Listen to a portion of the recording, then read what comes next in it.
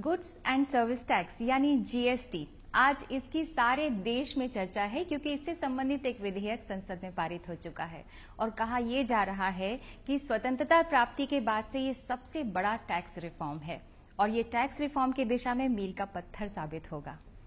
इसके बहुत ही सुखद दूरगामी परिणाम होंगे। देश की अर्थव्यवस्था तेजी से आगे बढ़ेगी, जन सामान्य को भी इसमें लाभ होगा क्योंकि टैक्स का भार उस पर कम होगा। एक देश, एक कर, एक बाजार, बहुत सारे सवाल हम सभी के जहन में हैं और इन्हीं सवालों का जवाब जानने के लिए आज हमारे बीच में है डॉक्टर हसमुख अढ़िया, जो कि राजस्व सचिव हैं भारत सरकार में। तो आइए हम उनसे बात करते हैं। बहुत बहुत स्वागत है आपका डॉक्टर अढ़िया आज के इस कार्यक्रम में। सबसे पहले तो ये बताइए कि जीएसटी क्या है और ये कैसे काम करेगा। अभी तक जो देश में वस्तुओं के ऊपर, चीज़ों के ऊपर और जो सर्विसेज है, सेवाओं के ऊपर अलग अलग प्रकार के टैक्स लगे हुए थे, वो इतने ज़्यादा टैक्स हो गए हैं कि पता ही नहीं चल रहा है कि कौन सा टैक्स कहाँ पर लगा हुआ है। जैसे आज देश में स्टेट गवर्नमेंट में अगर देखें तो वैट है, वैल्यू एडेड टैक्स है। पुराने ज़माने में इसको सेल्स टैक्स कहते हैं, अब वैट गिना जाता है। उसके अलावा एंटरटेनमेंट टैक्स अलग है, लग्जरी टैक्स है और बहुत सारे भिन्न प्रकार के जैसे लोकल बॉडी टैक्स है, ऑक्ट्रॉय है, इस तरह के बहुत सारे अलग अलग टैक्स हैं। उसी तरह से केंद्र सरकार में भी हमारे यहाँ एक टैक्स है एक्साइज ड्यूटी, जो कि किसी माल जब प्रोड्यूस होता है और फैक्ट्री से बाहर निकलता है तब लगता है। उसके अलावा हमारे यहाँ है सर्विस टैक्स, जो कि सर्विसेज के ऊपर लगता है। फिर there is a countervailing duty, then there is an additional excise duty. There are different kinds of taxes on goods and services. तो ये सब टैक्सेस जो अलग अलग प्रकार से स्टेट और सेंटर लगाती है, उसको इकट्ठा करके एक ही टैक्स हर चीज और हर सेवा के ऊपर लगाने का ये प्रयत्न है जीएसटी के नाम पे। सो जीएसटी ये एक ऐसा सिंगल यूनिफॉर्म टैक्स है जो कि स्टेट और सेंटर एक साथ लगाएगी और जिसके अंदर बहुत सारे छोटे छोटे जो टैक्सेस है, जो मैंने आपको नाम दिया, वो सब टैक्सेस इसके अंदर मर्ज हो जाएंगे। कुछ टैक्सेस इसके बाहर रहेंगे जो स्पेसिफिकली हमने बताया है, जैसे कि इलेक्ट्रिसिटी ड्यूटी इसमें नहीं मर्ज होगा। उसी तरह से जो स्टैंप ड्यूटी, जो कि रजिस्ट्रेशन ऑफ प्रॉपर्टी के ऊपर होता है, वो इसमें नहीं शामिल होगा। लेकिन इसको छोड़ के बाकी सब टैक्सेस जो है इसमें मर्ज हो जाएंगे। ये बताइए कि सीजीएसटी और एसजीएसटी और आईजीएसटी, ये तीनों में क्या फर्क है और क्या एक आदमी को तीनों भरना पड़ेगा और इसके अलग अलग एक्ट्स क्यों हैं? सीजीएसटी नाम अलग है क्योंकि सेंट्रल गवर्नमेंट को वो पैसा जाएगा, इसीलिए उसको सीजीएसटी बोलते हैं। Central GST is called CGST. दूसरा है एसजीएसटी, उसका मतलब है स्टेट जीएसटी। टैक्स एक ही है, जीएसटी आपको एक ही भरना पड़ेगा, लेकिन वो एक टैक्स, जैसे कोई भी बिल आपका होता है, जैसे आप गए और आपने जूते खरीदे, तो जूते खरीदने के ऊपर जो भी मान लो उसके ऊपर 12% जीएसटी लग रहा है, तो आपको तो 12% ही भरना है, लेकिन उसका एक पोर्शन एसजीएसटी में जाएगा, एक पोर्शन सीजीएसटी में जाएगा। तो 6% can go to central government, 6% can go to state government, और आपने तो एक जीएसटी पे किया 12% का, लेकिन उसका विभाजन करने के लिए नाम अलग दिए हुए एसजीएसटी एंड सीजीएसटी। कस्टमर को उससे कोई लेना देना नहीं है, वो बिल की मामला है। बिल में लिखा हुआ आएगा कि टोटल टैक्स 12%, सीजीएसटी 6%, एसजीएसटी 6% और 12% आपका बिल बन जाएगा। जो आईजीएसटी है वो इंटर स्टेट जीएसटी है। जब कोई गुड्स की मूवमेंट एक स्टेट से दूसरे स्टेट में होगी तब जाके आपको एसजीएसटी सीजीएसटी नहीं भरना है, बट ये दोनों का कॉम्बिनेशन जितना है उतना आपको आईजीएसटी भरना है। तो जैसे एक स्टेट में से माल दूसरे स्टेट में गया तो वो आईजीएसटी भर के ही जा सकता है माल वो, and that IGST will be equivalent to CGST plus SGST. वो दोनों मिलके जो टैक्स बनेगा उतना ही आईजीएसटी होगा। वो नाम के वास्ते उसको अलग कहते हैं, वो अलग इसलिए कहते हैं आईजीएसटी उसको कि वो फाइनल टैक्स नहीं है। आईजीएसटी एक इंटरिम टैक्स है। आईजीएसटी का उपयोग जो आगे वाला व्यापारी है, जैसे एक व्यापारी ने गुजरात से माल महाराष्ट्र में भेजा, तो महाराष्ट्र में जो माल गया वो दूसरे व्यापारी ने खरीदा, तो उसके ऊपर उसने आईजीएसटी भर के, गुजरात में आईजीएसटी भर के फिर वो महाराष्ट्र को भेजा। अब महाराष्ट्र में अगर वो माल बेचा जाएगा तो उसके ऊपर वो व्यापारी को एसजीएसटी एंड सीजीएसटी दोनों भरना पड़ेगा। तो वो भरने के लिए जो आईजीएसटी उसने पे किया है गुजरात में, उसकी जो क्रेडिट मिलेगी वो उसको मिल जाएगी। उसकी जो भी टैक्स की लायबिलिटी महाराष्ट्र में होगी, उसमें से जो टैक्स वो भर चुके हैं आईजीएसटी के रूप में, वो उसमें से सेट ऑफ मिल जाएगा। विच मीन्स कि आईजीएसटी फाइनल टैक्स नहीं है, आईजीएसटी सिर्फ बीच का टैक्स है, जो कि अल्टीमेटली कंज्यूमर के ऊपर नहीं जाएगा, वो बीच की अरेंजमेंट है। फाइनली कंज्यूमर के ऊपर जब बिल बनेगा तो उसमें आईजीएसटी का नाम आएगा ही नहीं, उसमें तो वही लगेगा सीजीएसटी 6% या एसजीएसटी 6% या सीजीएसटी 9%, एसजीएसटी 9%, 18% या जो भी रेट डिसाइड करे सरकार। तो उस तरह से वो सीजीएसटी एसजीएसटी का डिवीजन है और आईजीएसटी तो इंटरिम टैक्स है। तो जीएसटी के अंतर्गत वस्तुओं और सेवाओं के जो क्रेडिट है उसका क्रॉस यूटिलाइजेशन हो सकता है क्या? यस, वही उसका फायदा है। जो जीएसटी का मेन फायदा ये, आज क्रॉस यूटिलाइजेशन नहीं हो रहा है। आज की जो टैक्स सिस्टम है, जैसे किसी एक माल का उत्पादन हुआ, उसके ऊपर हमने एक्साइज ड्यूटी लगा दी। अब वो एक्साइज ड्यूटी भरने के बावजूद वो माल जब किसी स्टेट में जाके बेचा जाएगा तो उस स्टेट का वीएटी लगता है, वेट लगता है, और वो वेट जब भरने जाएंगे तब एक्साइज ड्यूटी की क्रेडिट नहीं मिल रही है उसको, वो इनपुट टैक्स क्रेडिट नहीं मिल रही है एक्साइज ड्यूटी, क्योंकि एक्साइज ड्यूटी सेंट्रल गवर्नमेंट का स्टेट टैक्स है और वेट जो है वो स्टेट गवर्नमेंट का है। सो दोनों का जो क्रॉस यूटिलाइजेशन नहीं हो रहा है, उसी प्रॉब्लम को दूर करने के लिए जीएसटी नाम का एक सिंगल टैक्स बनाया जा रहा है कि अगर किसी एक ही माल के ऊपर आपने पहले वाले स्टेज में कोई भी टैक्स भरा है जीएसटी, तो उसके बाद दोबारा उसका जब रीसेल होगा तो उसके ऊपर उसकी इनपुट टैक्स क्रेडिट आपको मिलेगी और आपकी टोटल लायबिलिटी में घटावा होगा। बहुत बड़ी बड़ी बातें हम लोग कर रहे हैं, लेकिन मान लीजिए कि मैं एक छोटी कारोबारी हूँ, मेरा एक ब्यूटी पार्लर है और मैं 1 लाख रुपए महीना कमाती हूँ, या कोई मिस्त्री है, तो क्या उसे भी इन सब झंझट में पड़ना होगा, उसे भी ये सब टैक्स देना होगा? उसके बारे में आप कुछ बताइए, क्योंकि बहुत सारी बातें इस तरह की उठ रही हैं। देखिए, ऐसा है कि जीएसटी की लायबिलिटी ट्रेडर के ऊपर आती है, जो फाइनल रिटेल में जो माल बेचता है या जो डिपार्टमेंटल स्टोर में लोग माल बेचते हैं, जो फाइनल कंजम्पशन स्टेज पे आएगा और उससे पहले वाले लोगों ने जो भरा है उसका इनपुट टैक्स क्रेडिट मिल जाएगा। तो लेकिन इसमें जो छोटे कारोबारी वाले लोग हैं उनके लिए एक एग्जम्पशन लिमिट है, वो एग्जम्पशन लिमिट शायद 25 लाख तक फिक्स होगी। अभी स्टेट और सेंटर के बीच में इसके बारे में एक गहन चर्चा चल रही है कि कितना रखना चाहिए। तो मोरलेस एक अंडरस्टैंडिंग हो गई है कि या 20 या 25 लाख तक की लिमिट होगी। तो इसका मतलब ये है कि अगर आप कोई छोटे व्यवसायी है और आपका सालाना 1 साल का टर्नओवर मीन्स टोटल आपकी जो इनकम है उस सर्विस में से या उस मैन्युफैक्चरिंग में से या उस व्यापार से, अगर टोटल टर्नओवर आपका 25 लाख से नीचे का है तो फिर आपको ये जीएसटी भरना नहीं होगा। ऐसा एक एग्जम्पशन लिमिट उसमें डाला जाएगा। इसमें बहुत ड्यूअल कंट्रोल की बात हो रही है, तो ये बताइए कि स्टेट के लिए अलग जवाबदेही होगी और केंद्र के लिए अलग जवाबदेही होगी? देखिए, ऐसा है कि लोग ये समझ रहे हैं कि जीएसटी में 2 अथॉरिटी टैक्स करेगी, CGST central government, SGST state government. ऐसा नहीं है। जो व्यापारी है उसके लिए तो एक ही रजिस्ट्रेशन है, एक ही रिटर्न फाइल करना है और उसकी जो भी आगे की कार्रवाई होगी वो भी एक ही अथॉरिटी करेगी। तो ये बात नहीं है कि 2 अलग अलग अथॉरिटी है, 2 अलग अलग एक्ट है, क्योंकि सीजीएसटी का एक्ट पार्लियामेंट पास करेगी, वैसा ही कॉपी डिट्टो वो एक्ट स्टेट असेंबली भी पास करेगी। तो जो पावर टू टैक्स वो 2 अलग अलग एक्ट में से हमको मिले हैं, लेकिन उसकी जो पूरी प्रोसीजर है वो यूनिफॉर्म है। एक व्यापारी दोनों अथॉरिटी में अलग अलग रजिस्ट्रेशन नहीं करवाना है, उसको एक ही रजिस्ट्रेशन करवाना है एक स्टेज पे। उसके बाद रिटर्न भी सिंगल फाइल करना है, और रिटर्न फाइल करने के बाद वो कंप्यूटर विल डिसाइड कि सीजीएसटी का पोर्शन क्या है, एसजीएसटी का क्या है। उस तरह से सेंट्रल गवर्नमेंट को एक हिस्सा चला जाएगा जो पैसा उसने भरा, और एक स्टेट गवर्नमेंट को चला जाएगा।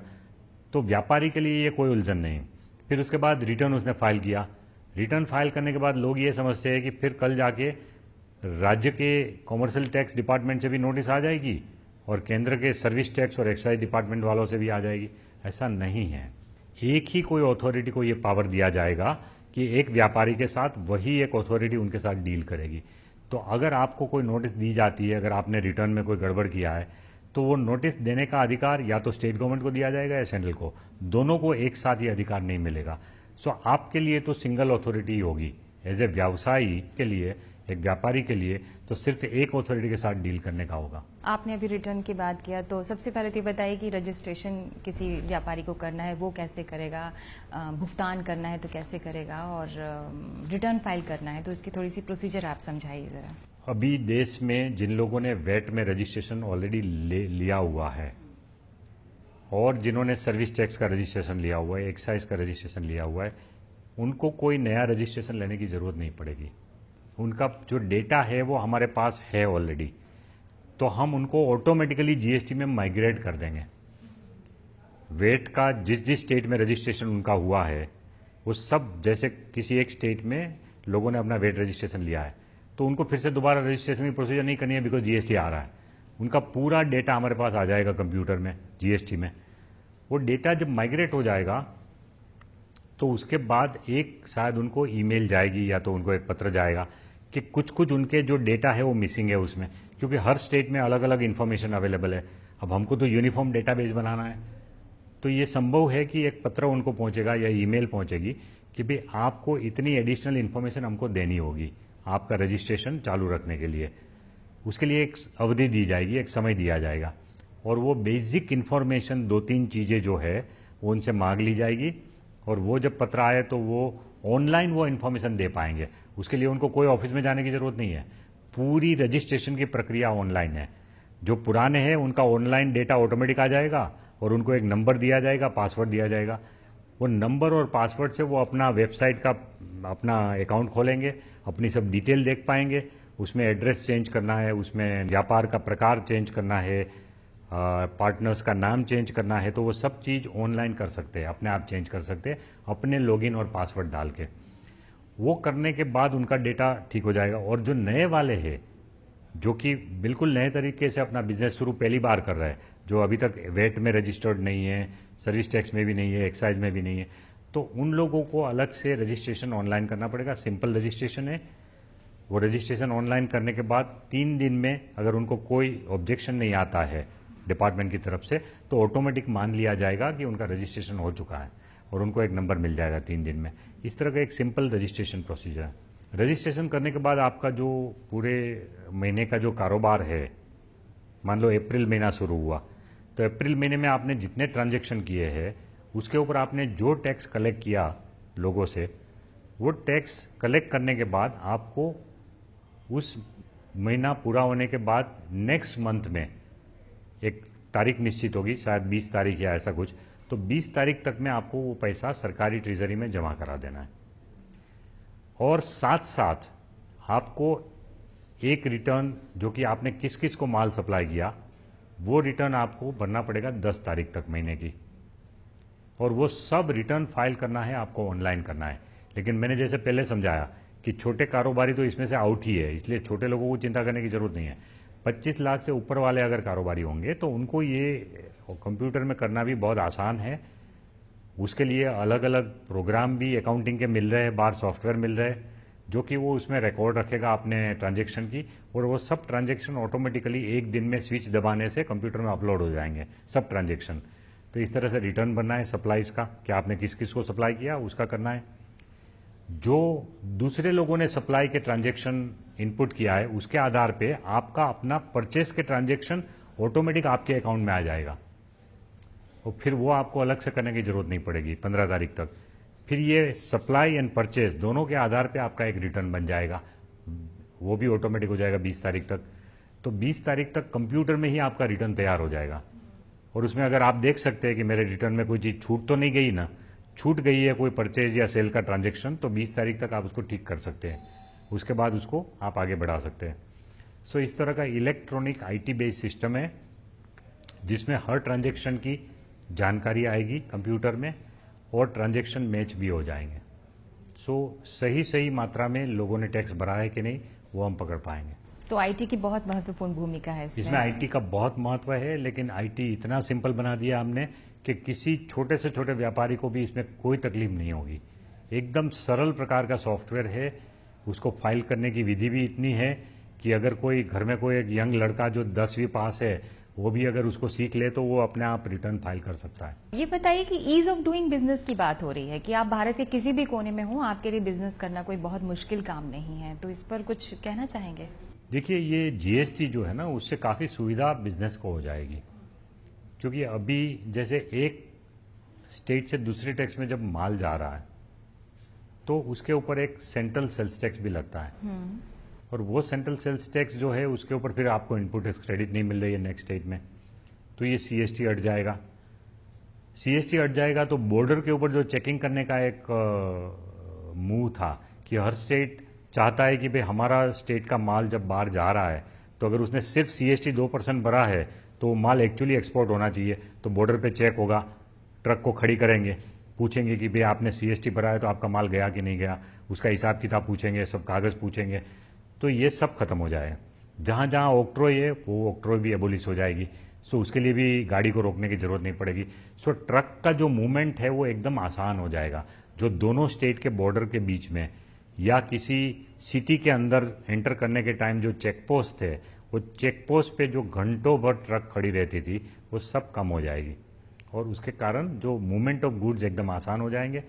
फिर दूसरा ये है कि क्योंकि पूरे देश में टैक्स रेट एक हो जाएगा, तो फिर आपको कोई वो सोचने की जरूरत नहीं है कि भाई मैं एक स्टेट में फैक्ट्री डालूं कि दूसरे स्टेट में डालूं।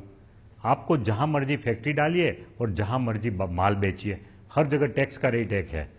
सो जहां आपकी फैक्ट्री है उस स्टेट का रेट आपको देखने की जरूरत नहीं है, और जहां आप माल बेचना चाहते हैं उस स्टेट का भी रेट की देखने की जरूरत नहीं है। तो उस हिसाब से बिजनेसमैन के लिए एक आसान हो जाएगा ये डिसीजन लेना कि कहाँ हम बिजनेस करें, पूरा देश एक बन जाएगा इसमें।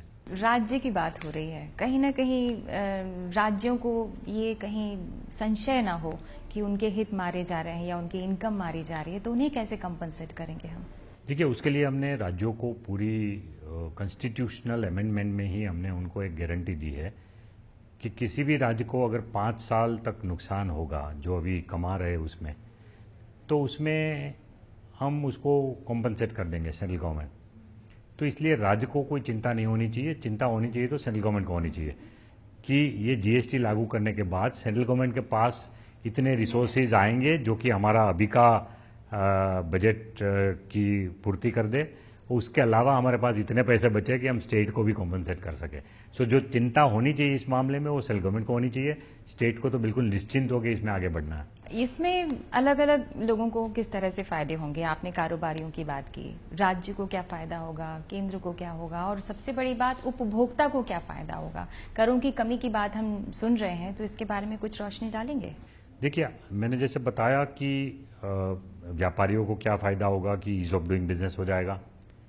सरकार को ये फायदा होगा कि जो टैक्स का इवेजन आज हो रहा है उसमें रोक लगेगी, तो ये उम्मीद की जा रही है कि इसमें कंप्लायंस बढ़िया होगा, इसलिए राज्यों की और केंद्र की आमदनी बढ़ेगी, सिर्फ टैक्स की चोरी को कम करने से, टैक्स को रेट बढ़ाने से नहीं। और कंज्यूमर को ये फायदा होगा कि जैसे आज है अलग अलग प्रकार के टैक्स है, और कुल मिला के तो एक चीज के ऊपर 32% तक चला जाता है टैक्स आज की तारीख में।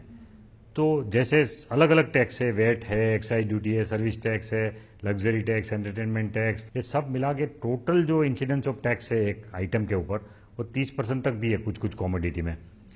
तो जब जीएसटी आएगा तो ये अलग अलग टैक्स खत्म हो जाएंगे, और ऑन द होल हम ये उम्मीद करते हैं कि ज्यादातर आइटम के ऊपर टैक्स का जो बर्डन है वो कम होगा।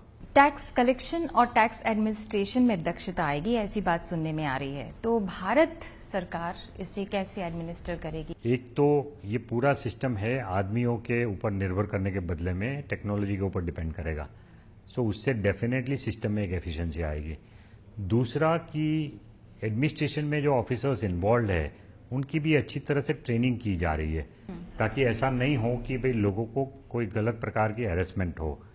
इसके सब नियम कानून सब अलग होंगे, तो हम स्टाफ की भी ट्रेनिंग कर रहे हैं और लोगों को समझाने के भी मॉड्यूल हमने बनाए हैं कि लोगों को प्रशासित करने के लिए भी कुछ ट्रेनिंग मॉड्यूल हम बनाएंगे, यूट्यूब में डालेंगे, सोशल मीडिया में डालेंगे, छोटे छोटे क्लिप्स डालेंगे, और जहां जहां संभव होगा हमारे ऑफिसर्स हर सिटी में टाउन हॉल में मीटिंग करेंगे, व्यापारियों को समझाएंगे। इसके लिए भी हमने एक व्यापक अभियान का भी एक प्रबंध इसमें किया है, जो कि दिसंबर के बाद बहुत जोर जोर से शुरू होगा, लोगों को समझाने का जो प्रबंध है। तो दिसंबर से लेके मार्च तक में हम पूरी जगह फैल जाएंगे और लोगों को समझाएंगे कि ये जीएसटी क्या है, आपको कैसे कंप्लाई करना है। आयात जो राज्य से राज्य में होगा उसमें किस तरह से कर लगाया जाएगा?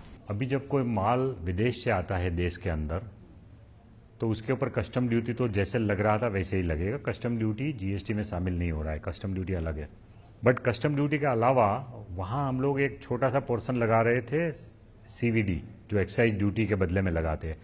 जैसे मैं जूते अगर बाहर से लाता हूँ, इंपोर्ट करता हूँ, और जूते के ऊपर अगर देश में एक्साइज ड्यूटी 12% है, तो जो विदेश से माल आता है उसके ऊपर काउंटर वेलिंग ड्यूटी 12% की लगेगी, which is to compensate for the excise duty.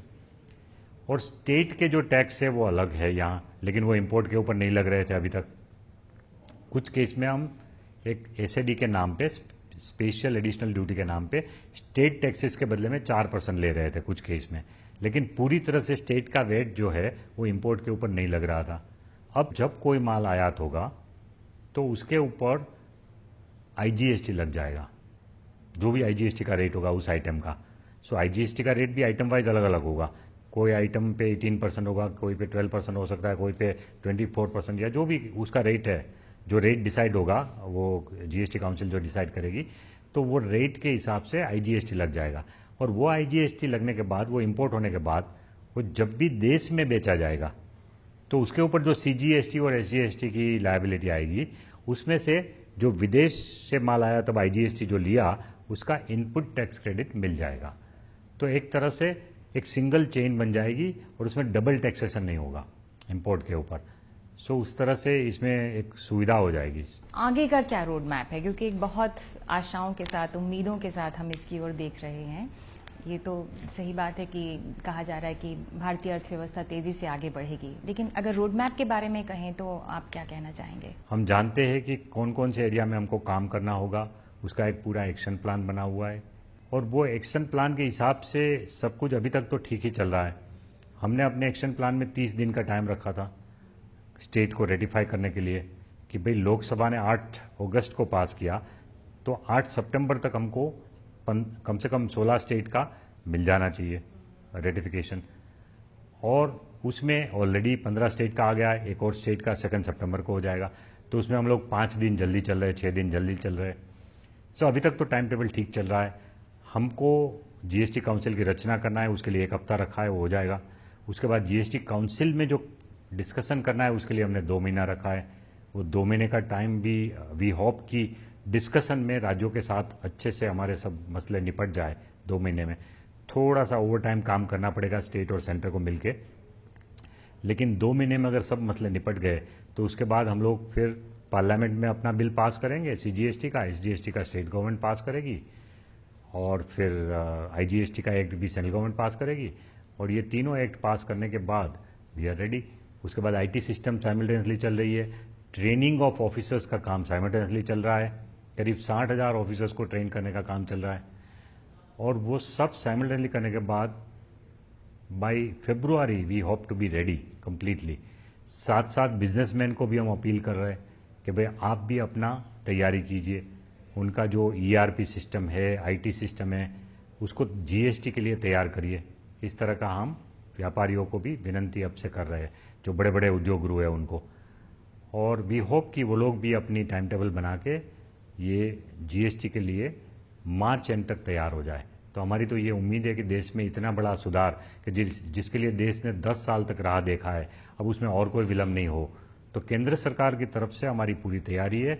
हम कमिटेड है इस मामले में कि भाई जितना जल्दी हो सके जीएसटी को लगाना है। एक जो आखिरी सवाल एक लेमैन की हैसियत से मेरे दिमाग में आ रहा है कि जन जागरूकता कैसे फैलाएंगे? मान लीजिए किसी को कोई इस बारे में कोई शक है या उसके कंफ्यूजन है, तो ये सब चीजें आप जन जागरूकता कैसे फैलाएंगे? लोगों तक कैसे पहुंचेंगे कि हम ये हैं, हम ये कर रहे हैं और आपको ऐसा नहीं करना है, कोई कंफ्यूजन की जरूरत नहीं है?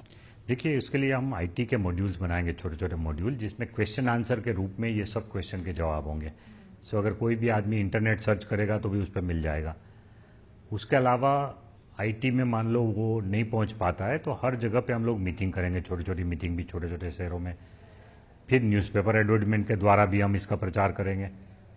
और उसके अलावा हम एक कॉल सेंटर बनाएंगे स्टेट लेवल पे और सेंट्रल लेवल पे भी। तो हर स्टेट में एक बहुत बड़ा कॉल सेंटर होगा जिसमें 24/7 किसी को भी कोई क्वेश्चन है जीएसटी के ऊपर तो कॉल सेंटर में फ़ोन करके पूछ पाएंगे। इस तरह का एक कॉल सेंटर बनाने का भी प्रावधान हम कर रहे हैं। और जीएसटीएन की जो हमारी आईटी सिस्टम है उसका एक अलग कॉल सेंटर बनेगा कि किसी को अगर मान लो रिटर्न फाइल करने में दिक्कत आ रही है, किसी को समझ में नहीं आ रही है कि कौन सा बटन दबाए, तो उसके लिए भी फ़ोन करके वो कॉल सेंटर में पूछ के उसको कॉप अप कर सकते हैं। तो अपनी बात को इसी बात से समअप करूं मैं ये कहते हुए कि मेरा देश बदल रहा है, आगे बढ़ रहा है, जीएसटी जो है वो उसी को चरितार्थ कर रहा है। बहुत बहुत धन्यवाद डॉक्टर हसमुखड़िया जी। अभी हम बातचीत कर रहे थे डॉक्टर हसमुखड़िया से जो कि राजस्व सचिव हैं भारत सरकार में। बहुत बहुत धन्यवाद। नमस्कार।